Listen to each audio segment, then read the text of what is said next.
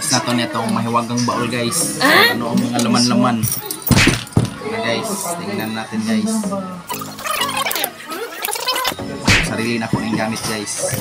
Personal ako na gamit. Guys, yung i-flex. Muna siya guys. Pangkat na ko sa alambre o wire.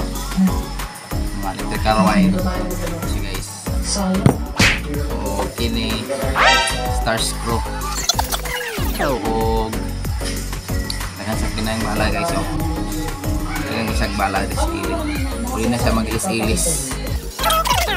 Man pala ang mga design. Pwede rin na siya tanggalon guys. Guys, puli lang siya. Pwede mo siya ibala sa barina. Nakay kung sa barina, paisa ni siya. Tanggalon mo ni tao din mo sa barina. Paisa kayo. Nice! Okay guys, isa guys. Long nose. Ano yan po ang long nose. Gamit yan po siya guys. Mga cut o mga wire. Mag-twist. Yan, yun guys. No! Ano yan po ang gunting. Gunting sa mga sin o paring. Ital paring. Yan siya guys. Flex. Flex lang natin guys sa ulit sa box. Yan siya guys. O rivets. Tara, rivets. Huwag mong subukan. Masisira ang buhay mo. Okay. O ang rivets guys. Mga siya guys. Parilin akong rivets. O saka plies. Plies na low. Okay guys, kaya ka na mag-ipit ko sa welding. Mawala na siya guys. Madakot yan. Isa. Yan siya guys, gamit niya po niya guys para sa mga cut wire. Cut wire. Yan siya guys. May mga code number sa kadakon na wire mo ang katingon. Ang iyang code number niya 14 o 12 o 18. Mo lang kaya niya makat.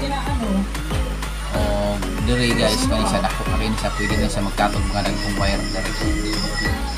Ang mga kuan na wire. Heavy-duty na wire yun. Hindi siya i-cut. Pwede ko i-cut ito.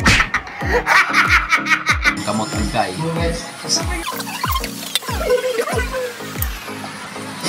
O, kini guys. Ito yun guys. Itong mga bak. Siminto rin siya guys. Siminto. Ano yung ginagamit sa siminto. Nang bangag ka sa siminto. So, ganit isa po. Para gapon sa barina guys. Ini ihapag sa barina. Yung carbon. Carbon sa barina. Yan, kini guys. Alin.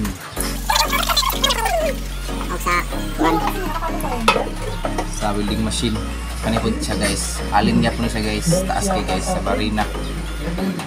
Barina na siya na alin. Taas kayo. O kana lang guys, wala na gisulod itong wagang baul. Wala nang laman. Thank you mga guys.